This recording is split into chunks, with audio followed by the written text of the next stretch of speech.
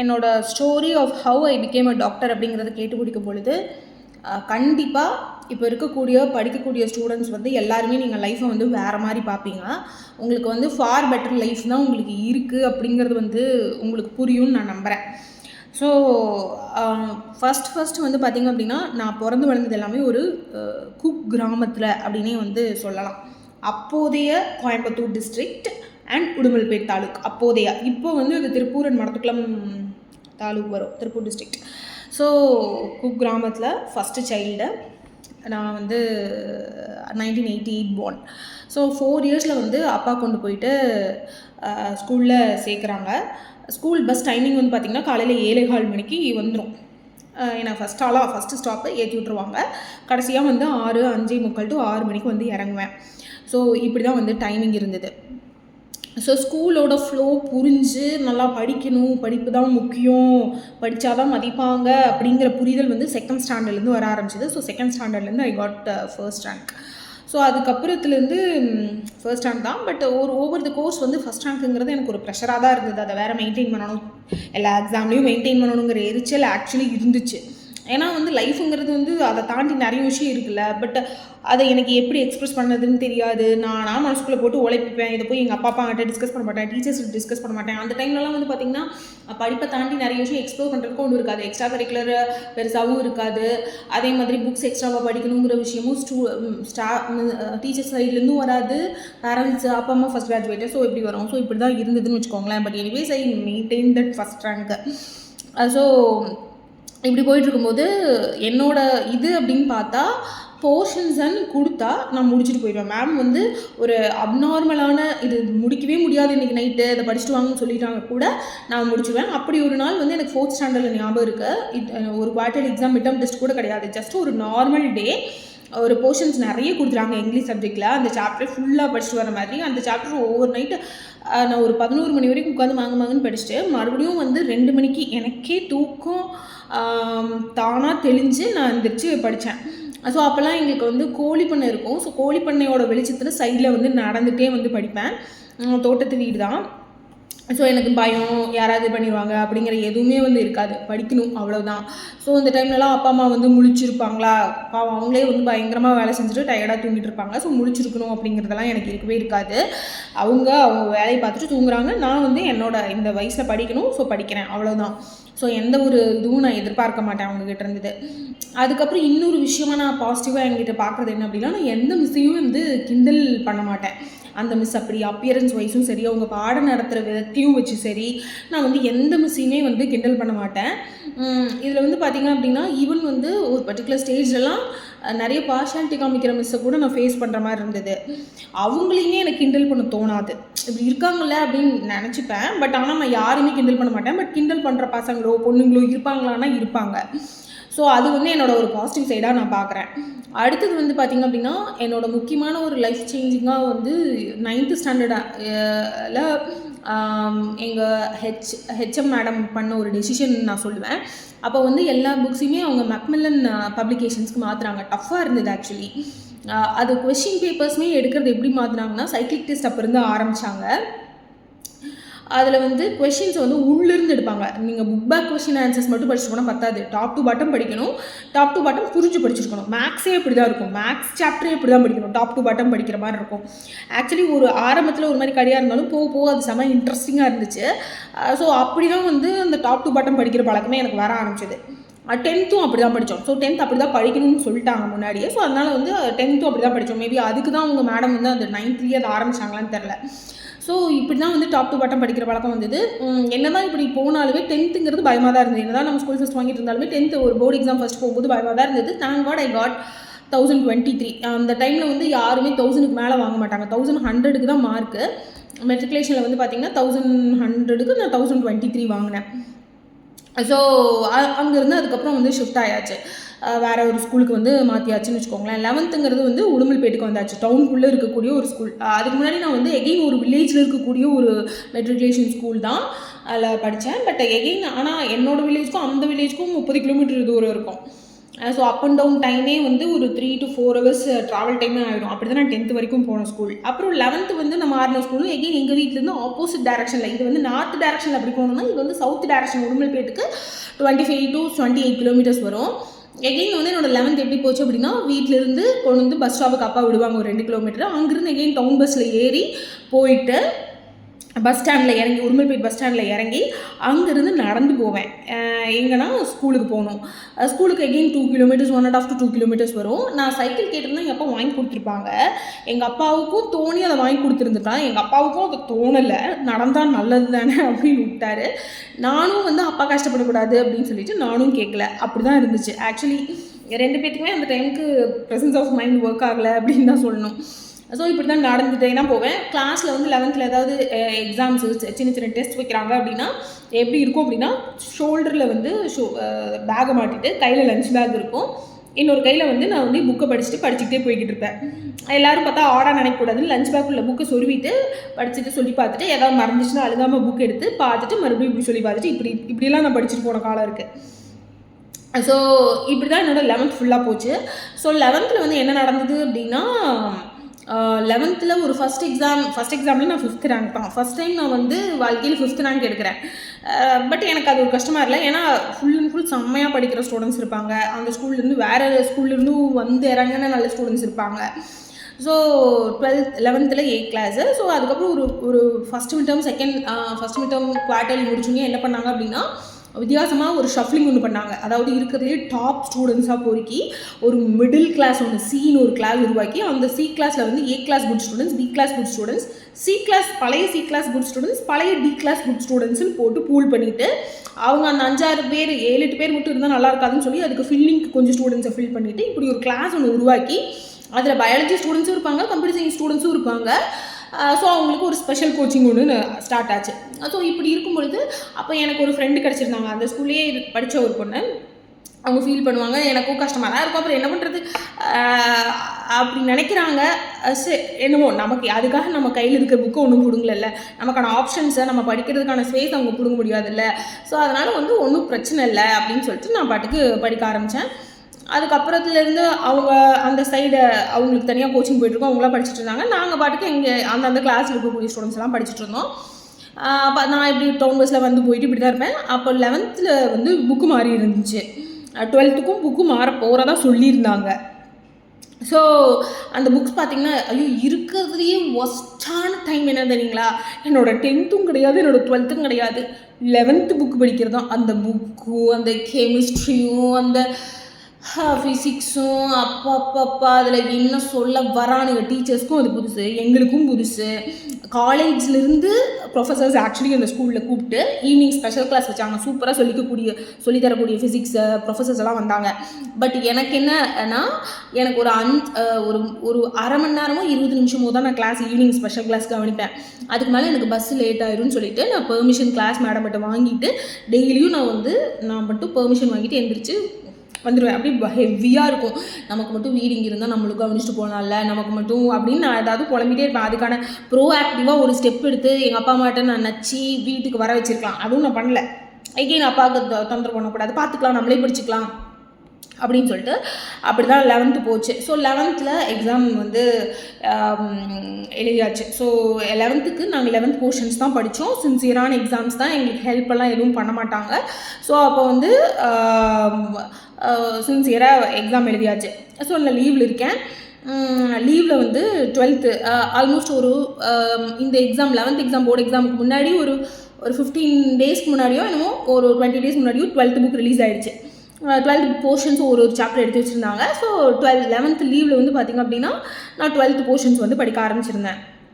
இவங்களுமே அந்த special class வந்து ஒரு வாரம் லீவ் விட்டு 12th போர்ஷன்ஸ் ஆரம்பிச்சிட்டாங்க 11th லீவில். ஸோ இப்படி தான் போயிட்டு இருந்தது. ஸோ ரிசல்ட் வந்து 11th ரிசல்ட் வந்து வந்தது. 11th ரிசல்ட் வந்து பார்த்திங்கன்னா I got to school first 1138 1200க்கு. அதாவது நான் இப்போ வரைக்குமே பெஸ்ட்டு ரிசல்ட்டாக நான் பார்க்குறது வந்து 10th ரிசல்ட்டும் கிடையாது, 12th ரிசல்ட்டும் கிடையாது, 11th ரிசல்ட். ஏன்னா நானே என்ன நினச்சி வாவ் அப்படின்னு ஆன டைம் வந்து 11th ரிசல்ட் தான். ஏன்னா அவ்வளோ பெரிய ஜென்ஸ் அப்படின்னே சொல்லலாம். அந்த மாதிரி நல்லா படிக்கிற பசங்க, நல்ல ஒரு பேக்ரவுண்ட் ஃபேமிலியிலேருந்து வரக்கூடிய பசங்க, அந்த மாதிரி பசங்க. முன்னாடி வந்து ஒரு சாதாரண விவசாய ஃபேமிலியிலேருந்து போன நான் வந்து ஏன்னா அங்கே ஸ்பெஷல் கிளாஸ் போயிட்டுருக்கோம், அவங்களுக்கு என்னென்ன பண்ணாங்கன்னு கூட எனக்கு தெரியாது. ஸோ நானும் அந்த ஸ்பெஷல் அந்த க்ரியேட் ஆன கிளாஸ்லேருந்து ஒரு பொண்ணும் 1138 அங்கே 2 பேருமே, நானும் ஃபஸ்ட் மார்க், அந்த பொண்ணும் ஃபஸ்ட் மார்க். அப்புறம் 12th என்ன நினச்சாங்களோ தெரில, ஸ்பெஷல் கிளாஸ்னு ஒன்று உருவாக்குறதுனாலலாம் வந்து ஒன்றும் இது பண்ண முடியாதுன்னு நினச்சாங்களா, இல்லை வந்து என்ன நினச்சாங்கன்னு தெரில. மறுபடியும் அந்த கிளாஸ் எல்லாம் டிசால்வ் பண்ணிவிட்டு பயாலஜி கிளாஸ், கம்ப்யூட்டர் சயின்ஸ் கிளாஸ்ன்னு பிரிச்சிட்டாங்க. ஸோ அதுக்கப்புறம் வந்து அந்த டாப்பர் அவங்க நான், ஸோ எங்கள் ஏ கிளாஸில் 2 டாப்பருமே 11th டாப்பருமே இருக்கிறோம், ப்ளஸ் இன்னொரு நல்லா படிக்கிற பொண்ணு, ப்ளஸ் மற்ற பசங்க எல்லோரும் இருப்பாங்க. இந்த மாதிரி கிளாஸ் வந்து ஸ்பிட் பண்ணிட்டாங்க. பி கிளாஸ்லையும் நல்லா படிக்கிற 2 பேர் இருப்பாங்க. ஸோ இவங்களோட ஃபோக்கஸே வந்து பார்த்திங்க அப்படின்னா இந்த ஸ்டூடெண்ட்ஸ் தான். கம்ப்யூட்டர் சயின்ஸ்லேயும் அதே மாதிரி இருப்பாங்க. ஸோ இப்படி இருந்துட்டு ஒரு அப்போவுமே வந்து இன்கன்சிஸ்டன்டான ஒரு இதுதான் இருக்குன்னு வச்சுக்கோங்களேன். என்னோட ஒரு செகண்ட் மிட் டேர்ம் ஒரு ஹாஃப் இயர்லி டைமில் வந்து நான் இதுக்கும் போகும்போது அகெயின் அந்த இன்னொரு ஸ்டூடெண்ட்டை தான் ஃபோக்கஸ் பண்ணி, நீ ஏன் இப்படி பண்ணுற, இங்கே பாரு வாங்குறா பாரு, நீ ஏன் வந்து இதில் வாங்க மாட்டேங்கிற, நீ வந்து ஸ்டேட் ஃபஸ்ட் வாங்க வேண்டாமா அப்படின்னு அந்த மற்ற ஸ்டூடெண்ட்ஸே தான் வந்து ஸ்டேட் ரேங்க்குக்கு வந்து ஃபோர்ஸ் பண்ணிட்டே இருப்பாங்க. அது எனக்கு நல்லாவே தெரியும். There was so much partiality because I was not an influential person இல்லையா. எனக்கு பேக்ரவுண்ட் இதெல்லாம் எதுவுமே கிடையாதுங்கிறதுனால அந்த ஹோல்டுக்கு எதுவுமே இருக்காது. நான் 11th ஃபர்ஸ்ட் அப்படிங்கிறதுனால வந்து எனக்கு இதுவும் கொடுத்தாங்க, ஸ்கூலில் 12th ஃபீஸ் கட்ட வேணான்னு கொடுத்துட்டாங்க. ஸோ இப்படி தான் ஒரு பார்ஷியாலிட்டி ஏரியா தான் ஓடிச்சு. ஸோ 12th எக்ஸாம் வந்து பார்த்திங்க அப்படின்னா எழுதியாச்சு. ஸோ அந்த டைம் நான் வந்து பேசிக்காக வந்து ஒரு டே டைம் ரீடர் தான். எனக்கு டேயில் ரொம்ப படிக்க பிடிக்கும். இருட்டுன்னு ஆயிடுச்சு அப்படின்னாலே என்னோடய மெலட்டோனின் வந்து வேலை செய்ய ஆரம்பிச்சிடும், தூக்கம் வந்துடும். நான் அந்த சின்ன வயசில் ரொம்ப நேரம் முழிச்சு படித்த மாதிரியெல்லாம் நான் கடைசியாக ஒரு 10th 11th 12th நான் வந்து முழிச்சிருக்க மாட்டேன். ஆனால் டே டைமில் பயங்கரமாக படிப்பேன். ஒரு 6 மணி 6:30 மணிக்கு எழுந்திரிச்சேன் அப்படின்னா ஒரு நைட்டு 8 to 10 மணி வரைக்கும் சூப்பராக படிப்பேன். நடுவில் வந்து யாருமே வந்து என்னை டிஸ்டர்ப் பண்ணிடவே முடியாது. ஸோ அவங்க யாராவது டிஸ்டர்ப் பண்ணுறாங்கனாலும் நான் வந்து எழுதி பேசிடுவேன். ஃபார் எக்ஸாம்பிள் இப்போ வந்து நாங்கள் 12th வந்து என்ன பண்ணியிருந்தோம்னா, வீடு வந்து வாடகைக்கு எடுத்து பக்கத்தில் வந்து வந்தாச்சு, ஸ்கூலுக்கு பக்கத்தில் நான் சைக்கிளில் வந்துட்டு போயிட்டு இருந்தேன். ஸோ அப்போ வந்து பக்கத்து வீட்டிலேருந்து ஒரு அக்கா வந்து உட்காந்து பேசிகிட்டு இருந்தாங்க எங்கள் அப்பா அம்மா கூட. நான் அவங்ககிட்ட டேரெக்டாக சொல்லிட்டேன், நீங்கள் எங்கள் வீட்டுக்கு வராதிங்க. நான் சொல்லி பார்த்தேன் அப்பா அம்மாட்ட, அவங்க வந்து கேட்குற மாதிரி இல்லை, எங்கள் அப்பா அம்மா சொல்கிற மாதிரி இல்லை. நான் டேரெக்டாக வந்து அக்கா நான் படிக்கணுங்க்கா, நீங்கள் வராதிங்கக்கா, தப்பாக நினச்சிக்காதீங்க அப்படின்னு சொல்லிட்டேன். 12th இது பண்ணுவேன் நான், அதே தான். ஸோ எனக்கு வந்து யாராவது என்னோட படிக்கிற ஸ்பேஸை டிஸ்டர்ப் பண்ணுறாங்க அப்படின்னா, அதே மாதிரி எங்கள் அம்மா வந்து இன்னொரு பக்கத்து வீட்டு குழந்தைக்கு மாதுளம்பழம் உளிச்சு கொடுத்துட்டே சாப்பிட்டுட்டே படி அப்படின்னு சொன்னாங்க. அது என் வேலை இல்லை, நான் உளிச்சு தர முடியாது, நீங்கள் வேணால் உளிச்சு தந்துருங்க அப்படின்னு சொல்லிடுவேன். ஸோ எதாக இருந்தாலும் ஸ்ட்ரெயிட் ஃபேஸ் டு ஃபேஸ் தான். என்னோட படிக்கிற ஸ்பேஸை டைமை யார் டிஸ்டர்ப் பண்ணாலும் நான் வந்து அலோவே பண்ண மாட்டேன். அது வந்து என்னோட முக்கியமான ஒரு விஷயமா நான் பார்க்குறேன். இது உங்களுக்கு அவசியம் அப்படிங்கிறதுனால தான் நான் சொல்கிறேன். யாராவது உங்களோட படிக்கிற டைமில் டிஸ்டர்ப் பண்ணுறாங்க அப்படின்னா அதுக்கெல்லாம் நீங்கள் வளைஞ்சு கொடுக்கவே கூடாது. உங்களுக்கு உங்கள் வேலை தான் ரொம்ப முக்கியம். அதுக்காக தான் அவங்க வாடகைக்கு எடுத்து தங்கியிருக்கோம். ஸோ அதை மைண்டில் வச்சுக்கணும். ஸோ அதுக்கப்புறம் போர்டு எக்ஸாம் வந்து எழுதி முடிச்சாச்சு. எகெயின் வந்து நான் தான் ஃபஸ்ட் மார்க் வாங்குவேன், நான் இதெல்லாம் அப்படின்லாம் நினச்சலாம். நான் எழுதலை, நல்லா படித்தேன், போய் எழுதணும், அவ்வளோதான். ஃபிசிக்ஸில் மட்டும் 1 or 2 மார்க்ஸ் போகும்னு எனக்கு தெரியும். மற்ற எல்லா சப்ஜெக்ட்டும் நல்லா தான் பண்ணியிருந்தேன். ஸோ அதுக்கப்புறம் வந்து 12th ரிசல்ட் அன்றைக்கி கம்ப்யூட்டர் சென்டரில் போய் நிற்கிறோம். சத்தியமாக சொல்கிறேன், நான் தான் வருவேன்லாம் எனக்கு தெரியாது. போய் நம்ம என்னமோ ஏதோ அப்படின்ட்டு போய் நான் நிற்கிறேன். யாரோ ஒரு பொண்ணு 1176ங்களாமா அப்படின்னு வந்து சொல்லிகிட்ருக்காங்க. எங்கள் ஸ்கூல் தான் அப்படின்னு சொல்லிகிட்ருக்காங்க. நான் அந்த அவங்க டார்கெட் பண்ண அந்த 4-5 பேர்த்தில் ஒரு ஆள் தான் வருவாங்கன்னு தான் நானுமே நினச்சிட்டு தான் போனேன். உள்ளுக்குள்ளே போனாலே it was me who got 1176. It was Coimbatore revenue district first. அப்போ வந்து உடுமல்பேட் வந்து கோயம்புத்தூர் டிஸ்ட்ரிக்டில் தான் இருந்தது. Coimbatore revenue district first with Tamil as second language. Friends எடுத்தவங்க இன்னும் கொஞ்சம் அதிகம் வாங்கியிருந்தாங்க. அப்போ தமிழ் செகண்ட் லாங்குவேஜாக எடுத்து ஸ்டேட் ஃபஸ்ட் என்னென்னு பார்த்தீங்கன்னா 1180. அதோட ஸ்டேட் தேர்ட் என்னன்னு பார்த்தீங்கன்னா 1177. அடடா ஒரு மார்க் வந்திருந்தா ஸ்டேட் தேர்ட் வந்திருக்குமே, ஃபோட்டோவில் வந்திருக்கலாமே அப்படின்ட்டு பேசிகிட்டு இருந்தாங்க. எனக்கு அதை பற்றி கவலை, சீரியஸாகவே எனக்கு கவலையே இல்லை. ஐயோ ஒரு மார்க் போயிடுச்சுலாம் கவலையே இல்லை. ஸோ ஸோ நல்ல மார்க் வாங்கியாச்சு, நல்ல சீட் செக்யூர் பண்ணிடலாம் அப்படிங்கிற ஒரு நம்பிக்கை. எங்களுக்கு எப்படி இருந்தது அப்படின்னா, எங்களுக்கு வந்து ஸ்டேட் என்ட்ரன்ஸ் இருந்தது. எங்களுக்கு வந்து எந்த என்ட்ரன்ஸுமே இல்லாமல்லாம் இல்லை. வி ஹேட் பழைய நடைமுறைப்படி எங்களுக்கு ஸ்டேட் என்ட்ரன்ஸ் இருந்த பேட்ச் நாங்கள். அது முடிச்சுட்டு 12th முடித்த உடனே வந்து ஐஐபி கோச்சிங் சென்டர் உடுமல்பேட்லேயே சேர்ந்தாச்சு. அந்த கோச்சிங்கும் போயிட்டு தான் இருந்தது ரிசல்ட் வர்றப்போ. மீன்வைல் வந்து இதுவும் எழுதியிருந்தது, என்ட்ரன்ஸ் எக்ஸாமும் எழுதியாச்சு. பொள்ளாச்சி தான் சென்டராக இருந்தது, போய் எழுதிட்டு வந்தாச்சு. அதுக்கப்புறம் வந்து அந்த 1176 வந்த போதும் எல்லோரும் என்ன வெயிட் பண்ணிட்டு இருந்தாங்கன்னா, நான் என்ட்ரன்ஸில் கிராக் பண்ண மாட்டேன் அப்படிங்கிற ஒரு இது இருந்துச்சு. ஸோ என்ட்ரன்ஸும் cracked. I got seat in Madras Medical College. I was the only one who got seat in Madras Medical College in that batch. So நிறைய பேர், ஒரு 4-5 பேர் வந்து கோயம்புத்தூர் மெடிக்கல் காலேஜும் வந்து they got seat. பட் எல்லாருமே இப்போ வெல் செட்டில்டு சூப்பராக இருக்காங்க. பட் சொல்கிறேன், இது வந்து எந்த சைட்லேருந்து நமக்கு வந்து ப்ரெஷர்ஸ் வரும் அப்படின்னா, டீச்சர்ஸ் சைட்லேருந்து பார்ஷாலிட்டி வரலாம், மேலேருந்து பார்ஷாலிட்டி வரலாம். நமக்கு யாருமே இல்லைல்ல அப்படின்லாம் உங்களுக்கு தோணலாம். அப்படியெல்லாம் தோணவே தேவையில்லை. நீங்கள் உங்கள் புக்கு, உங்கள் டைம், அவ்வளோதான். ஸோ உங்களுக்குன்னு ஒரு படிக்கிற டெக்னிக் இருக்கும்ல, அதை அப்ளை பண்ணுங்கள். ஸோ தெரியல அப்படின்னா உங்களுக்கு பிடிச்ச டீச்சர்ஸ்கிட்ட டிஸ்கஸ் பண்ணுங்கள். படிக்கிறதுங்கிறது ஒன்றுமே இல்லை, ரிப்பீட்டட் ரிவிஷன் தான். புரியலை அப்படின்னா புரிஞ்சு உங்கள்கிட்ட கேட்டு தெரிஞ்சுக்கங்க கான்செப்ட்ஸை. மேக்ஸுங்கிறது திரும்ப போட்டு பார்க்குறது தான். ஸோ தமிழ் அப்படிங்கிறது கொஞ்சம் அழகாக ப்ரெசென்ட் பண்ணணும், கொஞ்சம் பிளாக் பென்லாம் எழுதி கொஞ்சம் அலங்காரம் பண்ணணும், அவ்வளோதான். ஸோ இந்த ஏஜில் நீங்கள் வந்து படிக்கிறது அப்படிங்கிறது உங்கள் லைஃபையே மாற்றும். அந்த டைமில் நான் வந்து படிக்கலை அப்படின்னா இன்றைக்கி உட்காந்து இங்கே பலபலான்லாம் பேசிகிட்டே இருக்க முடியாது. ஸோ இப்போ யோசிச்சு பார்த்தாலே வந்து அதாவது என்னோடய ஸ்கூலிங்ஸ்லாம் இதை நான் வந்து ஒரு அவுட்லைனாக ஜஸ்ட் ஒரு 15 மினிட்ஸில் சொல்லியிருக்கேன். என்னோடய ஸ்கூல் டேஸ் 10th வரைக்கும் வந்து அது உண்மையாகவே அந்த 10th ஸ்கூல் ஃபர்ஸ்ட் வந்ததுக்கப்புறம் ஒரு பொண்ணு ஒரு பையனுக்கும் கிடைக்கிற மரியாதையே வேறு. அது வரைக்கும் வந்து நாங்கள் ஜஸ்ட் ஒரு பொண்ணு அப்படிங்கிற மாதிரி தான் இருக்கும். அந்த ஃபேஸ் இருக்குல்ல, அந்த 10th வரைக்கும் நான் கடந்து வந்த ஃபேஸ் பயங்கரமாக இருக்கும். ஏன்னா எங்கள் அப்பா வந்து எங்கள் அம்மாவை பிடிச்சி அடிப்பாங்க, நிறைய ஃபிசிக்கல் அப்யூஸ் இருக்கும். அதெல்லாம் நான் பார்த்து ரொம்ப டென்ஷன் ஆகி அந்த மாதிரி தான் இருக்கும். மெயின் எக்ஸாம்ஸ்க்கு எல்லாமே வந்து அந்த மாதிரியான சண்டை இருந்த நாட்கள்லாம் நிறைய இருக்குது. அதெல்லாம் இல்லாமல் கரண்ட்டு போயிடும், அடிக்கொருக்கா கரண்ட்டு போகும். தோட்டத்து வீட்டில் தீபம் வச்சு தான் படிப்பேன். கரண்ட் இல்லைங்கிற பேச்சில் எக்ஸாமுக்கு படிக்காமல் போனது கிடையாது.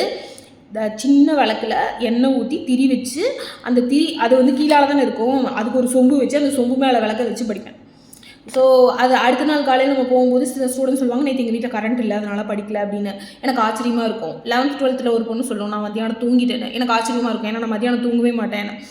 எனக்கு முதல்ல நான் மத்தியானம் தூங்க ஆரம்பிச்சதே காலேஜுக்கு வந்ததுக்கப்புறம் தான். மத்தியானம் தூங்கணும் போல் நமக்கு தூக்கம் வரும் அப்படிங்கிறது எல்லாமே எனக்கு அப்போ தான் தெரியும். அது வரைக்கும் எனக்கு மதியம் தூக்கம் வராது, கரண்ட் இல்லைன்னா படிக்க தேவையில்லை அப்படிங்கிற ஒரு எண்ணம் இருக்காது. ஏன்னா உன் லைஃப்பை மாற்றுறதுக்கு உன்னால் தான் முடியும், வேறு யாரும் வர மாட்டாங்க. நீங்கள் வந்து அப்பா அம்மா நம்ம கூட உட்காரல, அப்பா அம்மா நமக்கு காஃபி போட்டு கொடுக்கலாம் அப்படின்லாம் நினைக்காதீங்க. 12th எக்ஸாமுக்கெலாம் வந்து பார்த்திங்கன்னா வந்து அப்பா அம்மா தூங்கிடுவாங்க, நான் வந்து படிப்பேன். நம்ம ஒரு 4 மணிக்கு பசிக்கிற மாதிரி இருக்கும், போவேன், வரட்டி வச்சு குடிப்பேன், அவள் எடுத்து சாப்பிடுவேன், இப்படி தான் இருக்கும். ஸோ நீங்கள் வந்து நமக்கு ஒரு பர்ஃபெக்டான சுச்சுவேஷன் வேணும், நமக்கு பர்ஃபெக்டான செட்டப் வேணும் அப்படின்னு உட்காந்துட்டு இருந்தீங்கன்னா அப்படி ஒன்று நடக்கவே நடக்காது. ஓகேங்களா? இருக்கிறத படிங்க, இருக்கிறது பெஸ்ட்டாக யூட்டிலைஸ் பண்ணுங்கள். ஸோ இது வந்து இப்போ இருக்கக்கூடிய 10th 11th 12th 9th எல்லா ஸ்டூடெண்ட்ஸ்க்கும் சொல்லிக்கிறேன், உங்கள் வாழ்க்கையை மாற்ற போகிறது கல்வி தான். இன்னைக்கு ஸ்டேட்லேயும் அது கல்வி தான். ஒரு பேசிக்காக நீங்கள், ஏன்னா இது வந்து நீங்கள் படிப்பில் போடுற எஃபர்ட் தான் இஸ் ஈக்குவல் டு டிசிப்ளின், ஒரு ஒழுக்கம். அந்த ஒழுக்கம் வந்து உங்கள் வாழ்க்கையில் மற்ற ஏரியாலையும் வந்து வெளிப்படும். நீங்கள் என்ன கோர்ஸ் வேணாலும் எடுங்க, டாக்டர் தான் அப்படின்லாம் நான் சொல்லவே மாட்டேன். டாக்டர் வேணும்னா டாக்டர் எடுங்க, பட் கிரவுண்ட் ரியாலிட்டி என்னன்னு செக் பண்ணிக்கோங்க. டாக்டர் இந்த ஏஜில் ஓகேவா, எல்லோரும் சர்வைவ் ஆகிறாங்களா, எல்லோரும் ஓரளவுக்கு சம்பாதிக்கிறாங்களான்னு பாருங்கள். அப்படி இல்லாமல் டாக்டர்னு ஒரு க்ரேஸில் யோசிக்காதீங்க. ஒன்று என்ஜினியர் ஆனாலும் சரி, இல்லை கான்டென்ட் க்ரியேட்டர் ஆனாலும் சரி. ஆனால் நீங்கள் படிக்க வேண்டிய இந்த 9th 10th 11th 12th ரொம்ப முக்கியம். இந்த ஸ்டேஜ் நீங்கள் என்ன வேணாலும் ஆகுங்க, பட் இன்றைக்கி நீங்கள் போட போகிற எஃபர்ட் வந்து உங்கள் வாழ்க்கையோட டிசிப்ளினை காமிக்கும். மற்ற எல்லா ஏரியாஸ்லையும் நீங்கள் எப்படி இருக்க போகிறீங்கிறது டிசைட் பண்ணணும். ஸோ அதனால் முக்கியமாக வந்து இந்த ஏஜில் வந்து லவ் அப்படிங்கிற ஒரு விஷயம் வந்து இன்ஃபாக்சுவேஷன் அதெல்லாமே வரும், அந்த இதெல்லாமே இருக்கும். இதெல்லாம் வந்து தப்பு, இதெல்லாம் பண்ணால் வாழ்க்கை போயிடும், இதெல்லாம் வந்து ஒரு டைம் பாஸு அப்படிங்கிறத வந்து எங்கள் அப்பா எனக்கு ஆல்ரெடி சொல்லியிருந்தாங்க. So even though he married my mom in love marriage.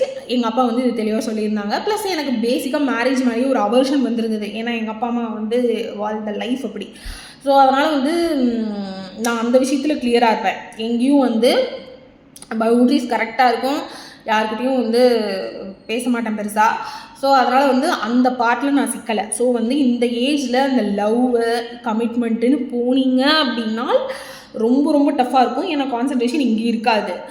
So அதனால் அதெல்லாம் ஓரம் கட்டிட்டு படிக்கிற வேலையை பாருங்கள் பசங்களா. உங்கள் லைஃப் வந்து நீங்கள் படிக்கிறதுல தான் இருக்குது. All the very very best.